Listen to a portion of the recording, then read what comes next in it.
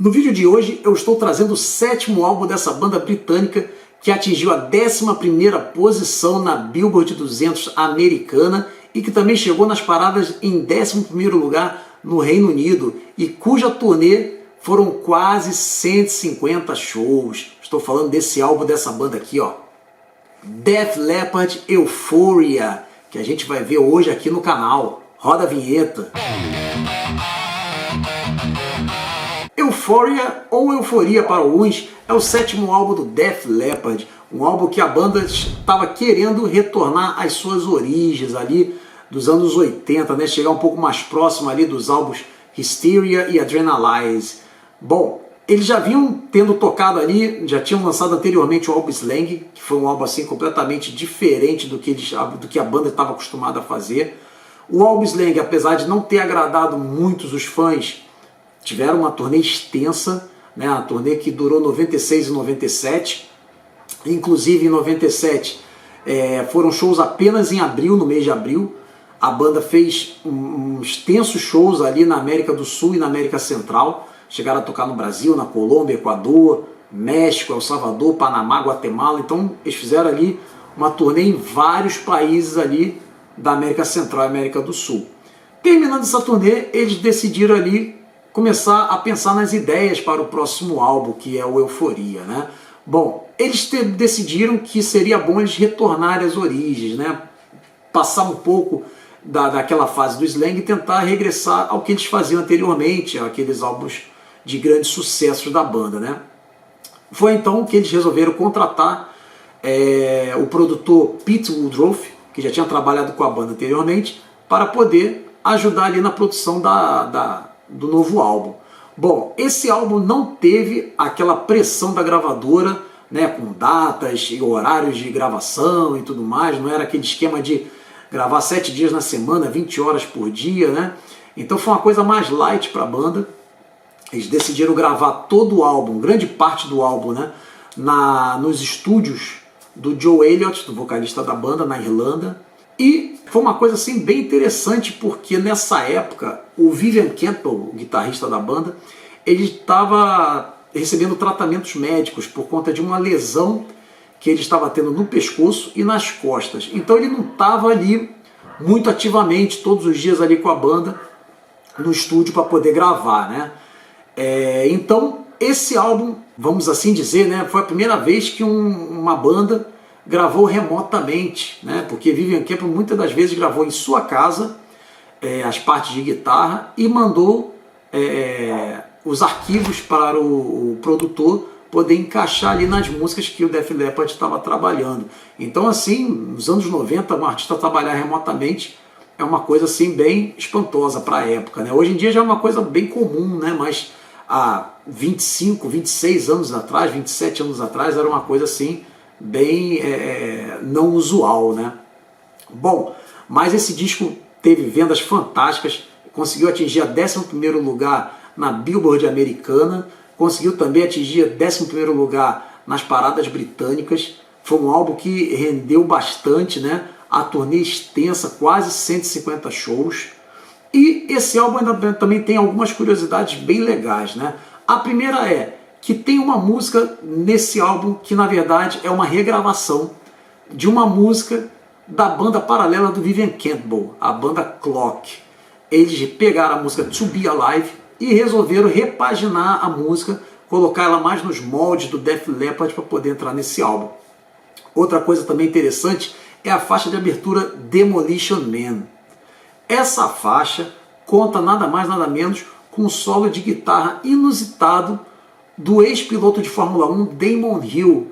Bom, para quem não sabe, Damon Hill e Rick Savage, baixista do Def Leppard, os dois eram vizinhos nessa época das gravações do álbum, né? Eles eram tão amigos que às vezes ali brincavam, um tocando, né, um tocando guitarra, outro tocando baixo. E Rick Savage resolveu convidar Damon Hill para gravar um solo de guitarra em uma das músicas do Def Leppard. Ele acabou gravando um solo de guitarra na faixa Demolition Man. É uma coisa fantástica, né? Ninguém esperava que um piloto de Fórmula 1 fosse também guitarrista, né? Bom, outro fato interessante também é que esse álbum conta com uma música instrumental, coisa que há muito tempo Def Leppard não havia feito, né? A última vez que eles fizeram foi no segundo álbum High and Dry, né? Que eles tinham gravado ali instrumental, e dessa vez tinha essa música que é Disintegrate. Essa música anteriormente já vinha sendo trabalhada pelo guitarrista Phil Collins já há bastante tempo, até porque ela tinha um outro nome, ela tinha o nome de Spanish Sky, e ao longo do tempo que ele foi trabalhando, já que a composição é dele, ele decidiu mudar o nome para Disintegrate e entrou nesse álbum que é o Euphoria.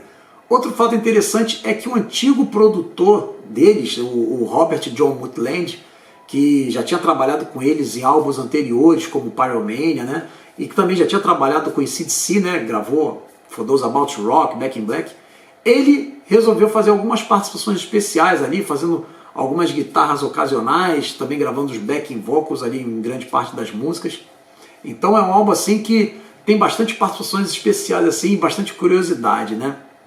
Bom, esse álbum também fez com que o Def Leppard retornasse um pouco às suas origens, né? Não as origens ali do início dos anos 80, mas mais aquelas origens de álbuns como o Hysteria e o Adrenalize, né? Que foram álbuns de grande sucesso. Inclusive, esse álbum gerou 4 singles, né? O primeiro deles, a faixa Promises. Para quem não sabe, Promises foi testada pela primeira vez no único show que a banda fez em 1998. Em 1998 a banda estava ali no meio das gravações quando recebeu um convite para tocar em um único show na Índia. Então eles viram ali uma grande oportunidade de tentar se reconectar ali com o público do sul da Ásia. Então eles resolveram aceitar o convite e foram lá para a Índia. O show foi em novembro de 98 e foi ali onde eles testaram pela primeira vez a música Promise, que era uma música inédita até então, né? Já que o álbum só saiu em junho de 99.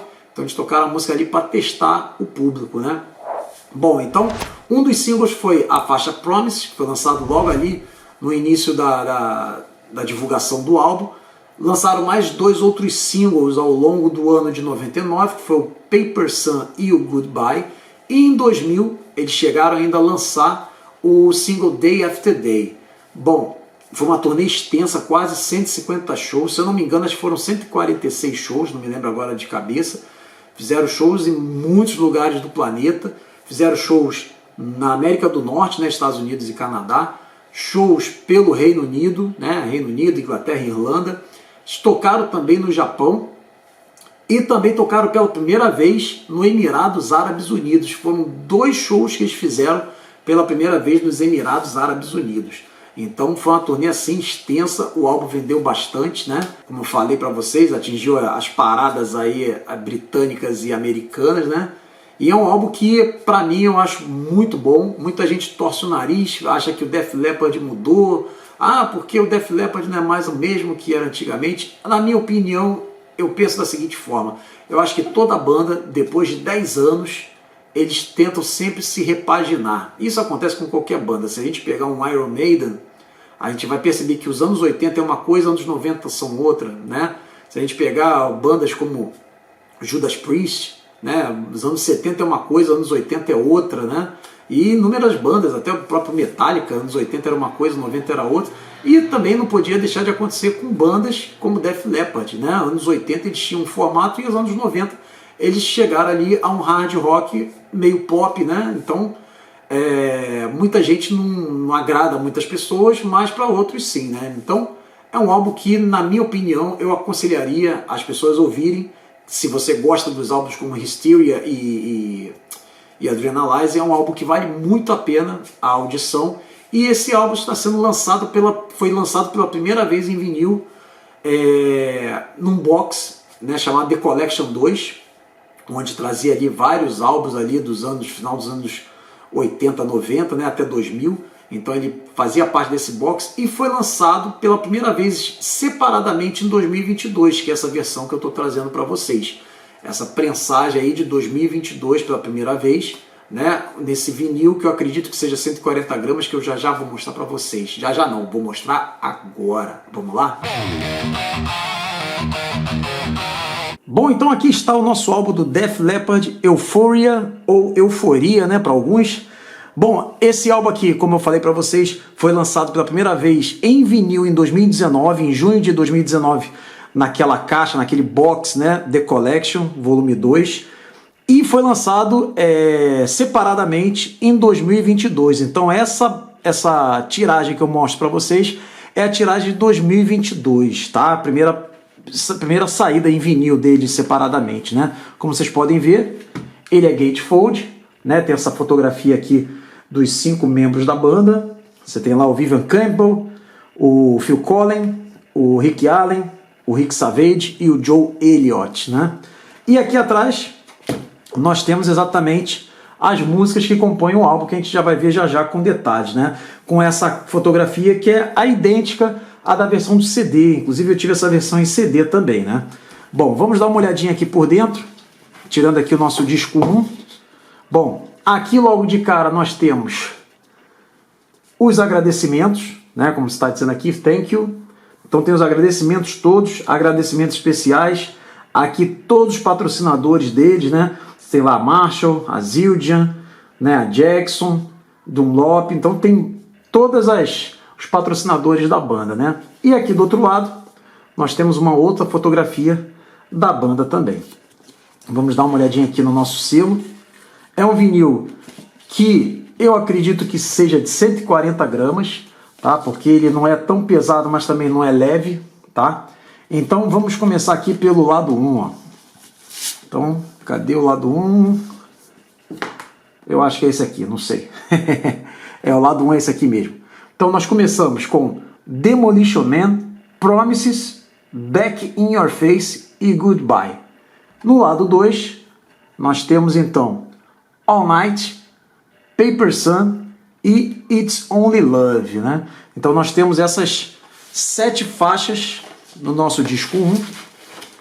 E aqui nós temos o nosso disco 2. Vamos tirar ele daqui. Bom, nessa parte aqui do encarte, nós temos exatamente o nome das músicas que compõem o álbum, as músicas que tem em cada lado. E aqui nós temos também outra fotografia separada de cada membro da banda, né? Como eu falei para vocês, Rick Allen, Phil Collen, Joe Elliott, Vivian Campbell e o Rick Savage. E aqui a ficha técnica do álbum, né? Quem produziu, quem mixou, quem masterizou, onde foi gravado, né? Tem tudo aqui, né? Aqui eles colocam também outros álbuns disponíveis do Def Leppard, né? Que foram lançados anteriores a esse. Então a ficha técnica bem completa aqui do nosso álbum, né? Então vamos dar uma olhadinha aqui nos nossos selos. Começando aqui no lado 3, nós temos as músicas 21st Century Shalalala Girl, To Be Alive, Disintegrated. E aqui fechando o nosso lado 4, nós temos as músicas Guilty, Day After Day e Kings of Oblivion. Uma coisa interessante é que a versão em CD japonesa é a única que traz uma faixa a mais, tá? Que é a faixa I Am Your Child. Bom, esse então é o nosso álbum do Def Leppard nessa primeira edição separada em vinil pela primeira vez, lançamento de 2022.